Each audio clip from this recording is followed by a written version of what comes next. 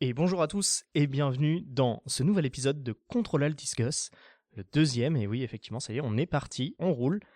Et pour ce deuxième épisode, on va rentrer un peu plus dans un sujet technique, et pour ça j'ai invité Bastien Joly. Salut Guillaume.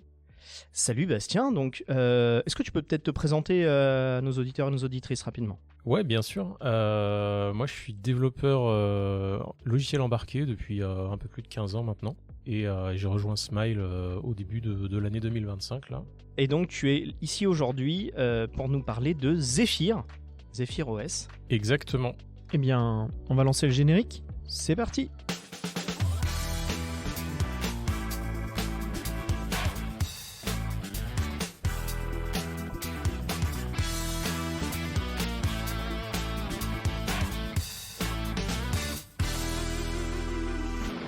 Alors Bastien, vas-y, je t'écoute. Présente-nous Zephyr OS. Donc Zephyr ou Zephyr OS, c'est le RTOS à la mode, on va dire, depuis quelques temps. Je dis à la mode parce que il a vu le jour en 2016 à peu près, et en fait depuis là 2024, ça a été vraiment le gros boom et tout le monde s'y intéresse. Donc voilà. Eh bien parfait, eh ben, tu vas pouvoir nous expliquer tout ça justement, c'est notamment pour ça qu'on t'a invité, puisque tu t'y intéresses depuis quelques mois là, de ce que j'ai compris, tu as pas mal bossé sur le sujet, et donc tu vas pouvoir nous éclairer de tes lanternes, parce que typiquement moi j'ai plein de questions. J'ai entendu parler de Zephyr, ça fait quelques années effectivement qu'on sait que ça existe, sans trop savoir est-ce que c'est porteur ou pas. Donc du coup Zephyr, tu m'as dit que c'était un OS temps réel, c'est ça ? Ouais, un OS temps réel ou ce qu'on appelle un RTOS, donc un système d'exploitation temps réel. Donc il permet en fait de répondre à des critères, on va dire industriels, pour gérer un produit avec plusieurs traitements en parallèle. Ça peut être de la lecture d'informations de la part de capteurs, gérer des appuis boutons, des écrans, de la connectivité, au même titre qu'on a un Windows ou un Linux sur un PC. On a besoin d'un système d'exploitation pour des petits appareils électroniques. Voilà. Ok. Et alors du coup, pour toi, d'où est-ce qu'il vient justement ce nouveau projet ? Puisque j'imagine que des OS temps réel, il y a dû y en avoir plein de faits. Certains distribués open source public, d'autres pour pas mal d'entreprises pour leurs solutions. Globalement, d'où il vient et pourquoi on s'y intéresse aujourd'hui en fait ? Alors Zephyr, c'est un projet qui est soutenu par la fondation Linux, qui a vu le jour, comme je disais tout à l'heure, en 2016, et alors comme tu l'as dit, il y a déjà eu plusieurs RTOS qui existent déjà. On peut citer FreeRTOS, MicroCOS. Au travers des années, on n'a pas attendu voilà. 2016 pour faire des OS temps réel. Et alors du coup, la particularité un petit peu de Zephyr, et pourquoi est-ce qu'il a le vent en poupe, on va dire, c'est que il permet d'allier, on va dire, la simplicité d'un RTOS, on va dire bien connu, type FreeRTOS, à la puissance de configuration et de maintenance qu'on peut retrouver dans un Linux embarqué, tel qu'on peut faire avec un projet Yocto par exemple. Ok, super. Et donc du coup, concrètement, qu'est-ce qui va venir apporter par rapport aux autres ? Alors ce que Zephyr apporte, c'est l'aspect configuration qu'on peut retrouver dans un Linux à base de fichiers kconfig pour ceux qui voient ce que c'est. Donc en fait, via des fichiers texte de configuration, on va pouvoir moduler qu'est-ce qu'on va vouloir dans notre firmware final. C'est-à-dire qu'on va pas avoir un énorme monolithe avec la gestion d'une stack réseau, du bus de communication SPI, CAN, I2C, etc. Okay. Si on a vraiment une carte qui doit faire que de l'I2C parce qu'il y a un capteur dessus et c'est tout, et bien en configurant notre Zephyr, on va pouvoir n'embarquer que la gestion du bus I2C en l'occurrence, et pas tout le reste. Et du coup, on va avoir une empreinte mémoire très minimum qui va permettre de s'adapter en fait aux contraintes de notre carte électronique pour la suite et pour les évolutions également. Ok. Et du coup, au final, j'imagine que ça facilite un peu l'accès à cet OS, puisque du coup, a priori, tu as l'air de me parler justement de cas config qui sont donc des fichiers de config avec une syntaxe qui est connue. Comment ça se passe? Alors, oui et non, parce que... On va revenir dans le détail sur ton Ouais, expérience bien après, sûr, hein, mais mais- c'est voilà, histoire de présenter effectivement, est-ce que ça fait une vraie différence ou est-ce que c'est juste un système de config comme un Ouais. autre? Alors en fait, ça va faciliter, on va dire, l'approche à des gens qui ont déjà une expérience Linux embarquée, Ok. parce qu'ils vont pas être perdus quand il va falloir écrire un fichier kconfig ou configurer un noyau Zephyr comme un noyau Linux. On peut citer les device trees aussi qu'on retrouve sous une forme un peu différente, mais qu'on retrouve dans Zephyr par rapport à Linux D'accord. pour la description du matériel. Par contre, effectivement, pour des gens qui n'en ont jamais fait, ça fait partie de la grosse courbe d'apprentissage de Zephyr, à mon sens. Donc, si pour des gens déjà habitués au système de kconfig, de device tree qu'on a dans Linux, oui, ça facilite l'approche. Mais pour des néophytes, c'est encore une couche de connaissances à absorber pour être familier et à l'aise avec le développement sous Zephyr. Ouais. Bon, après, de toute façon, généralement, le développement embarqué, ça nécessite aussi, c'est toujours un peu spécifique, et donc on est régulièrement amené à devoir apprendre de nouvelles choses et de nouvelles façons de faire en fonction de l'environnement et du sujet. Et du coup, c'est un OS temps réel. Mais globalement, comment il se positionne? C'est-à-dire, est-ce qu'il est là pour casser un peu les choses et remplacer tous les autres et essayer d'unifier un peu tout ça? Est-ce qu'il est là pour répondre à un besoin bien spécifique? Tu m'as dit qu'il permettait de pouvoir faire certaines choses qui évitent qu'on aille jusqu'au Linux embarqué complet et massif. Est-ce qu'il a pour but de remplacer aussi un petit peu le parc qui serait sous du Linux embarqué? Comment il se positionne un petit peu dans tout cet écosystème-là? Alors, je pense pas, à mon sens, qu'il ait vocation à remplacer du Linux embarqué. Le Linux embarqué a sa place dans le monde de l'électronique embarquée. Mais par contre, il se positionne plutôt, on va dire, entre un RTOS, voire même du bare metal, et un Linux embarqué. C'est-à-dire que si... Tu peux nous définir le concept de bare metal? Oui. Excuse-moi. Bien sûr. Donc le bare metal, c'est vraiment de la programmation. Alors la traduction bare metal, c'est vraiment le métal à nu. Donc on va venir programmer, enfin on va faire des lignes de code sans un système d'exploitation complet et qu'on va venir flasher directement dans le MCU ou le SOC de notre carte. Donc c'est-à-dire que sur du bare metal, on n'a pas forcément de multithreading. On a vraiment l'exemple typique, c'est une boucle infinie qui fait des traitements à répétition et qui va éventuellement réagir à certaines interruptions. Mais dans l'ensemble, ça reste des comportements assez simples. Ok. Tu peux reprendre, du coup, excuse-moi. Du coup, on a d'un côté des systèmes que je pourrais qualifier de complexes avec du Linux embarqué, une solution un petit peu, on va dire, très à grosse dimension, on va dire, où il faut gérer un device tree, un file system, une image à flasher, ce genre de choses. À l'autre extrémité du spectre, on a le bare metal et un petit peu au-dessus les RTOS qu'on connaît déjà actuellement. Et au milieu, pour moi, il y a Zephyr.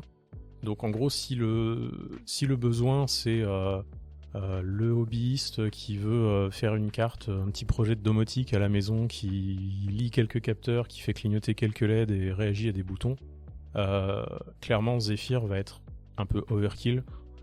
Ça peut tout à fait faire le travail, comme on pourrait faire la même chose avec un Linux embarqué. Mm-hmm. Mais la courbe d'apprentissage serait pour moi un gros frein si on prend l'exemple du hobbyiste, ça vaudrait pas le coup de monter en compétences et d'être familier avec tous les concepts de Zephyr juste pour faire des traitements assez standards qu'on peut déjà faire avec un RTOS plus classique.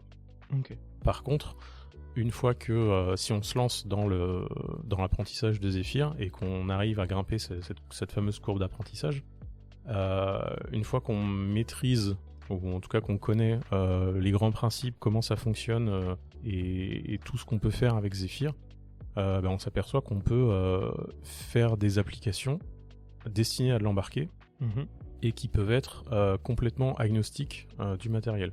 C'est-à-dire qu'on peut coder une application qui vient lire un capteur de température et les publier via MQTT sur un serveur. Ok.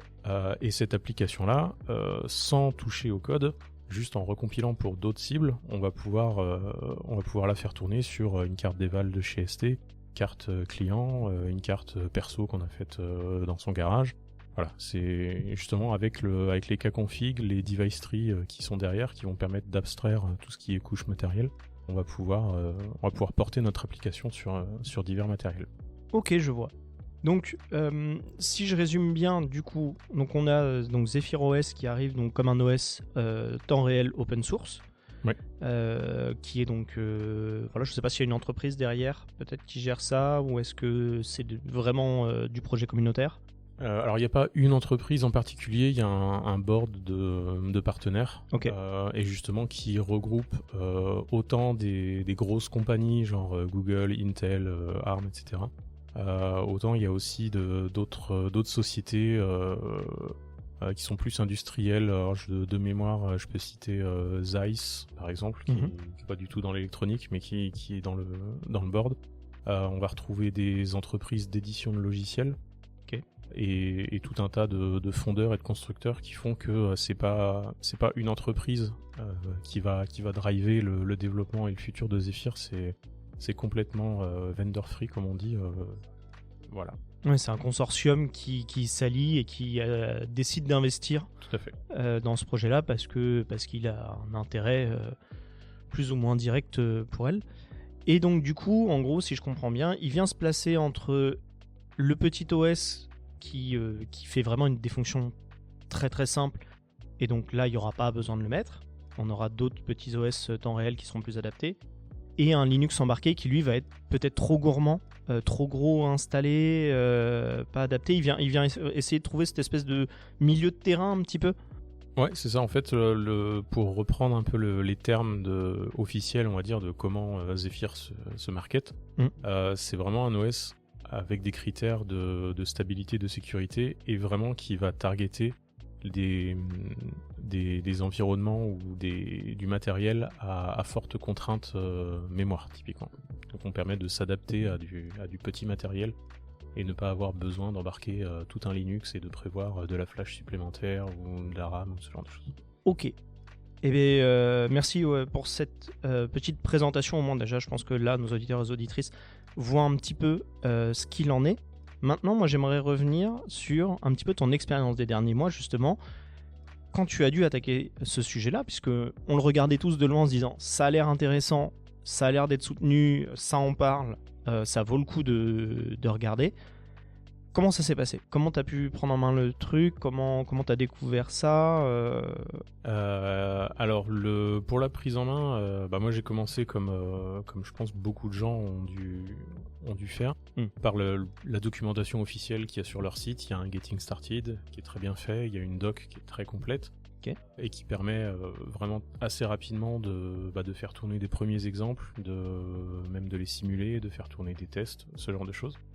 Après, d'un point de vue personnel, sorti justement du fameux Getting Started, j'ai trouvé que c'était assez pauvre. C'est-à-dire qu'en fait, la doc, une fois que le Getting Started il est déroulé, ils vous disent on a tout un dossier avec plein d'exemples qui vous montrent comment marche un driver d'input, un driver d'affichage. Donc il y a toute une gamme d'exemples, c'est vraiment très riche, très varié, mais en fait sorti du Getting Started, on vous dit juste voilà, il y a des exemples ici, n'hésitez pas à les regarder, et maintenant vous êtes dans le grand bain, débrouillez-vous quoi. Ok. Donc première expérience un petit peu, je vais pas dire déçu parce que c'est pas du tout le mot, mais je suis resté un petit peu sur ma faim. Je m'attendais à au moins un truc, un petit sujet avancé ou ce genre de choses. Par contre, il n'y a pas besoin de chercher beaucoup non plus pour trouver sur internet une quantité de guides vidéo de tutoriels, d'articles sur divers sites. C'est assez accessible, mais on va dire par des sources tierces. Là, c'est le côté open source en fait qui vient vraiment faire la différence. Voilà, là pour le coup, c'est la communauté. Qu'en fait, on retrouve assez fréquemment des contextes de l'explication de comment fonctionnent les cas config, le device tree dans Zephyr. Donc il y a beaucoup de contenu. S'il y a des sujets un petit peu plus avancés sur le développement de drivers ou ce genre de choses, où là aussi il y a pas mal d'informations. Il y a notamment une chaîne de DigiKey qui fournit toute une série d'articles vidéo sur de la montée en compétences sur le sujet Zephyr. Donc de ce point de vue-là, en fait, à partir du moment où on est vraiment intéressé et qu'on cherche à gratter un petit peu, il y a vraiment une quantité de supports disponibles. Ok, bon, donc effectivement, faut juste pas s'arrêter au guide officiel et pas hésiter à aller fouiller un petit peu pour trouver des infos. Et du coup, comment ça s'est passé? Toi, t'avais une carte d'Eval, t'as trouvé une petite board sur laquelle travailler, tu t'es dit vas-y, ok, mon but c'est de la faire démarrer sous Zephyr, mon but c'est d'allumer la LED.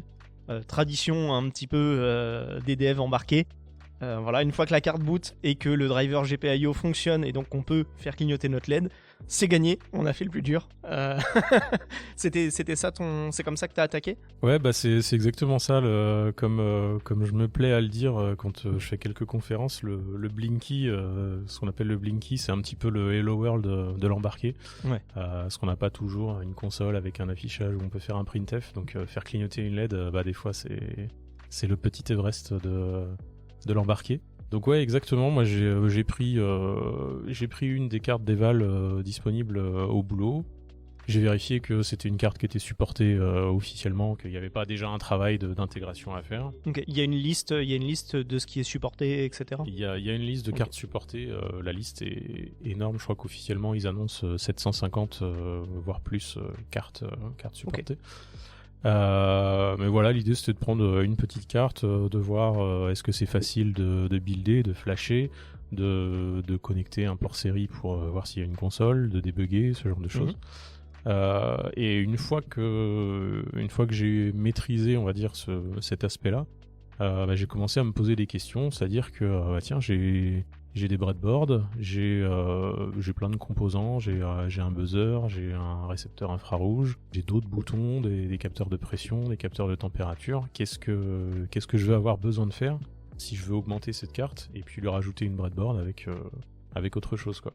Donc à partir de là, on apprend à lire et à écrire un device tree, à faire un driver spécifique pour un composant qui n'est pas géré, ou à personnaliser, intégrer un driver pour un composant qui peut être supporté mais pas dans l'arbre officiel Zephyr, mais par une compagnie tierce qui a fait un module à côté, ce genre de choses.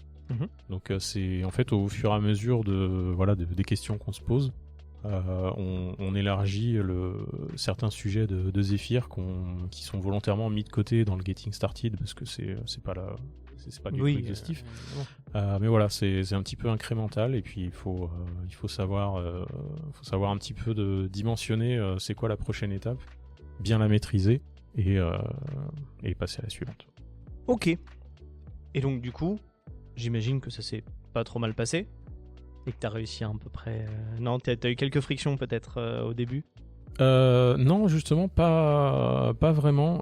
Ça s'est plutôt bien passé. Le gros challenge que je m'étais mis, c'était justement de faire un driver from scratch.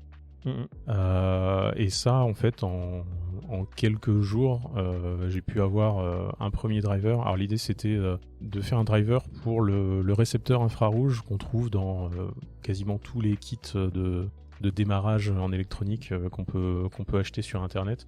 On va retrouver des boutons, des LED, des I/O expanders, ce genre de choses. Et généralement, il y a ce petit récepteur infrarouge avec une télécommande qui est fourni. Et ce capteur n'était pas supporté dans Zephyr. Enfin, il n'y avait pas de driver officiel. Donc je me suis dit, pourquoi pas, allez, on regarde, est-ce que c'est compliqué de faire un driver? Parce qu'en soi, la logique de traitement du signal infrarouge n'est pas très complexe, donc c'est un périmètre assez facile à prendre en main. Mhm. Et donc il y a eu une première partie, on va dire, de compréhension, de prise en main de c'est quoi un driver, comment on le configure, comment on en ajoute un nouveau à un sous-système qui est déjà existant, tout ce genre de choses. Et en fait, une fois que on va dire que la coquille du driver a été faite, que mon bout de code arrive à interagir avec un autre bout de code qui est censé être un driver, à partir de là, on fait la logique métier et on a vraiment la fonctionnalité. Ouais, mais c'est vrai que c'est une part assez essentielle aussi. Pour évaluer un OS, c'est de voir aussi, nous, dans l'embarqué, c'est un des gros trucs, c'est de voir est-ce que tous les composants qu'on va venir brancher, est-ce qu'on va pouvoir se les approprier facilement. S'il y a des drivers déjà tout faits, bon bah ok, super, on peut se baser dessus. Mais l'offre est tellement large que c'est compliqué d'avoir les drivers pour tous les composants qu'on va acheter.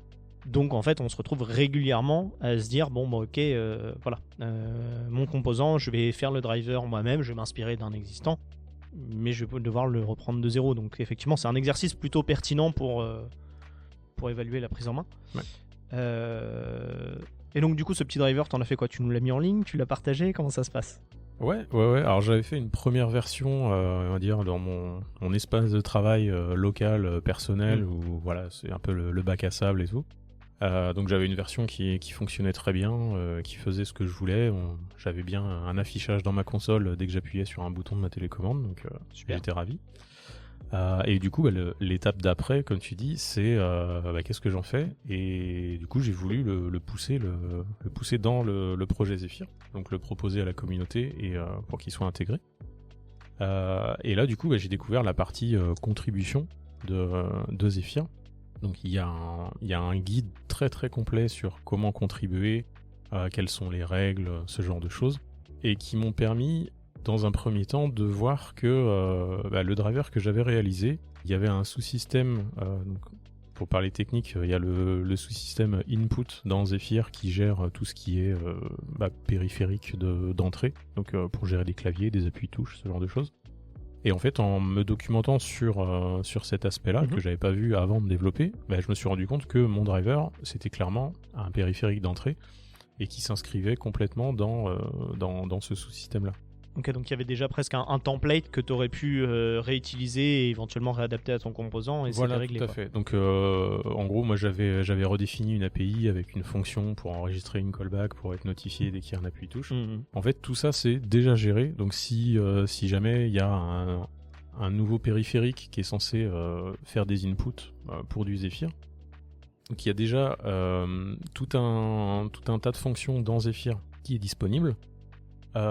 Et grosso modo, mon capteur infrarouge, j'ai juste eu besoin de remplacer la logique où à partir du moment où j'avais détecté que c'était un signal valide et qu'il y avait une adresse, une commande à remonter, et plutôt que d'aller m'embêter à appeler une callback que j'avais dû enregistrer avant avec des fonctions supplémentaires, il y a juste à appeler, avec des guillemets, une fonction Zephyr qui dit j'ai reçu un input et le code c'est ça.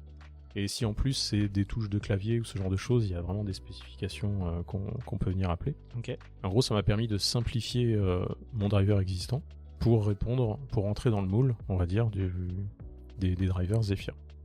Ok. Et donc du coup, il y a un guide pour prendre en main la contribution, tout ça.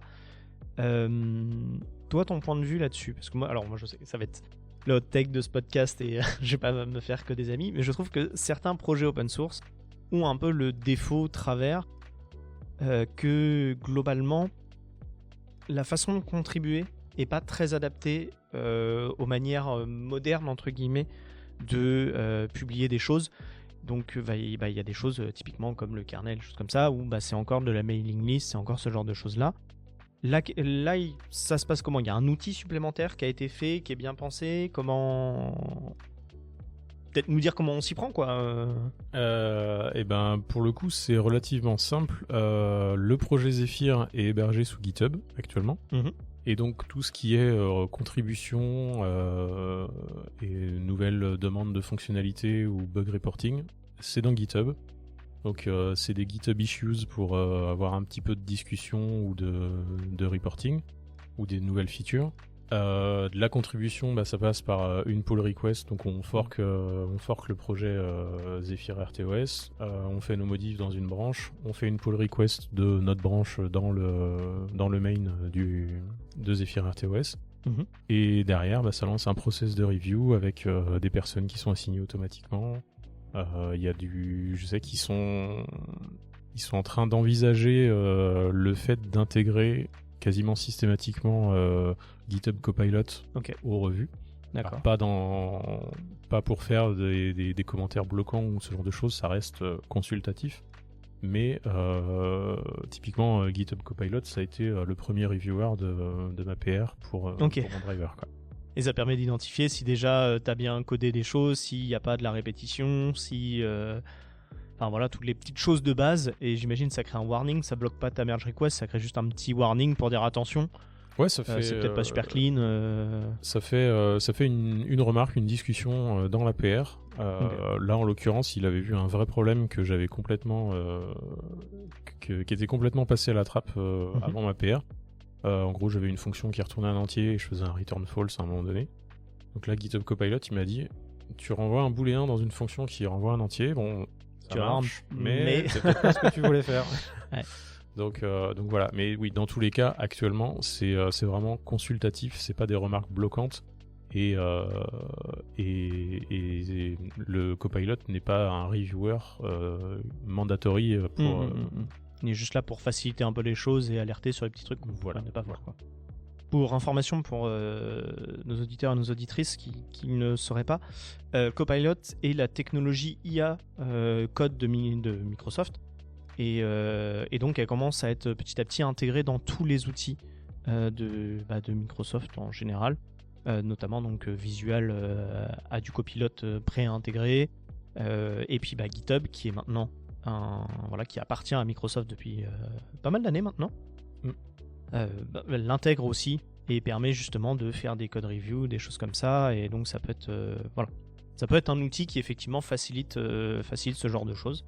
Et a priori ça a l'air de marcher pas trop mal. Ça marche pas trop mal. Et c'est surtout que en termes de contribution, j'anticipe peut-être une question, je ne sais pas. Vas-y. Roule. En termes de contribution, alors comme c'est sur GitHub et que c'est un système de pull request, c'est très accessible, comme tu disais, par rapport aux techniques modernes. Ce qui fait que le projet Zephyr, il y a un nombre de PR en cours qui, depuis que je surveille cet aspect-là, il est autour de 1000 en permanence.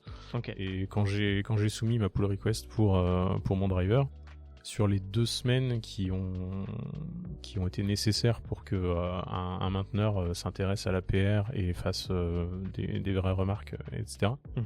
Sur ces 2 semaines, j'ai compté, grossière estimation, 600 nouvelles pull requests en 2 semaines. Donc le fait d'avoir une IA qui fasse une première passe, qui facilite, on va dire, le travail des mainteneurs qui arrivent, et il y a déjà, on va dire, tout ce qui est bobologie et puis défauts classiques, basiques, ils peuvent se concentrer sur vraiment sur le métier et puis les vraies remarques nécessaires au cahier des charges Zephyr, on va dire. Ok, tout ça est pas mal intéressant en vrai. Du coup, toi, au final, petit bilan maintenant que tu as un peu exploré les choses, qu'est-ce que tu en penses de Zephyr ? Est-ce que tu serais capable, si tu as une entreprise, un client qui a sa borne, tu serais capable de dire « Ok, ce genre de solution-là, je vous conseille de partir sur Zephyr ». Comment tu sens les choses ? Alors, pour être tout à fait franc, oui. En termes de qualité, pour moi, j'aurais aucune hésitation à partir sur un projet Zephyr pour un client, au niveau industriel. À l'heure actuelle, il y a déjà beaucoup de vrais produits qui sont dans la nature et qui tournent avec Zephyr. Généralement, c'est des gateways pour des capteurs ou tout ce qui est des capteurs de manière générale. Il y a aussi certains ordinateurs qui embarquent du Zephyr. Voilà, c'est déjà actuellement dans la nature et c'est utilisé de manière industrielle. il y a tout un aspect qu'on n'a pas évoqué et qui donnera peut-être lieu à d'autres choses peut-être, mais il y a un aspect sécurité et stabilité qui est très très présent dans Zephyr.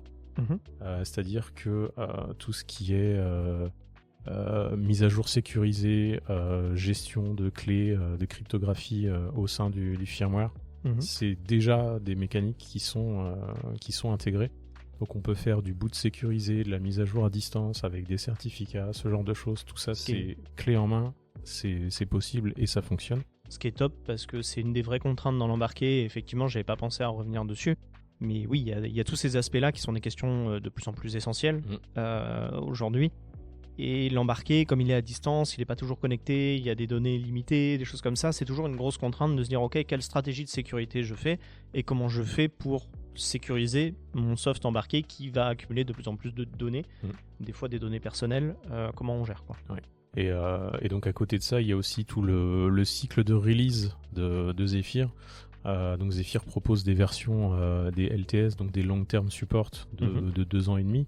Donc c'est plus court que les recommandations officielles pour les normes européennes qui sont de 5 ans de mémoire. Ouais, je crois. Mais en tout cas, il y a vraiment une volonté de maintenance et de mise à jour. Et l'idée, même s'il y a des LTS qui sont plus courtes, c'est que la mise à jour d'une version N à N+1 de Zephyr ne doit pas être problématique en fait. Ça doit faire partie, on va dire, du cycle de vie du logiciel. Donc pour ça, tout ça c'est vraiment déjà pensé dans la version actuelle en tout cas. Ils ont aussi une équipe dédiée à la surveillance des CVE pour le projet Zephyr. Donc pareil, pour des raisons de cybersécurité, on va avoir un temps de réaction, un temps de réponse très rapide sur s'il y a des failles de sécurité et si on doit faire de la maintenance sur des projets qui sont déjà dans la nature. Ok. Donc voilà, à ce titre, pour moi, c'est clairement une option plus que valide de faire des projets Zephyr actuellement.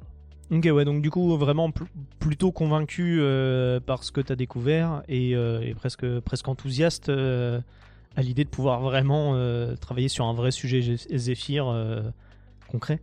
Ouais, là, c'est vrai que l'idéal maintenant, ce serait de se lancer dans un vrai produit avec des specs, avec des attentes, on va dire, réelles, plutôt que de juste connecter 2-3 composants et puis vérifier que ça marche, quoi. Ok, super. Eh bien, ma foi, je pense qu'on a fait grosso modo le tour du sujet. Je sais pas si, en tout cas, autour de Zephyr, tu as quelque chose à ajouter dont on n'aurait pas parlé. Non, pas actuellement. Ok. Super. Maintenant, juste avant de terminer notre émission, je vais faire un petit truc que je suis en train de mettre en place, qui existe dans d'autres émissions. C'est que j'aimerais ton avis, toi en tant qu'expert, si tu avais un conseil à donner, alors pas forcément lié à Zephyr, ça peut, mais même de manière générale à nos auditeurs, nos auditrices. Ça peut être de vie, ça peut être un conseil de lecture, j'en sais rien, une phrase, bref, si tu avais un mot, quelque chose à partager, qu'est-ce que ça serait ? Si j'avais un avis à donner qui en plus peut s'appliquer, on va dire, dans plusieurs domaines et pas que au job et à l'informatique en général, c'est d'oser faire les choses en fait. Que ce soit des nouvelles technologies, un changement dans la vie personnelle ou ce genre de choses, il faut oser. Faut pas avoir de regrets. Voilà. Super. C'est un très bon conseil, je pense. Bastien, je te remercie d'avoir été avec nous et d'avoir participé à ce 2e épisode de notre émission. Nous, on a été ravis de pouvoir organiser ça. N'hésitez pas à nous faire vos retours aussi sur Zephyr, si vous avez pu l'expérimenter, si ça vous intéresse, n'hésitez pas à nous poser vos questions. Nous, on est disponible sur Spotify, sur Deezer, sur YouTube, et évidemment, on partage les liens sur nos réseaux sociaux et sur les réseaux sociaux de Smile. On va vous dire à la prochaine, on vous remercie de nous avoir écoutés. Salut! Merci Guillaume, salut à tous!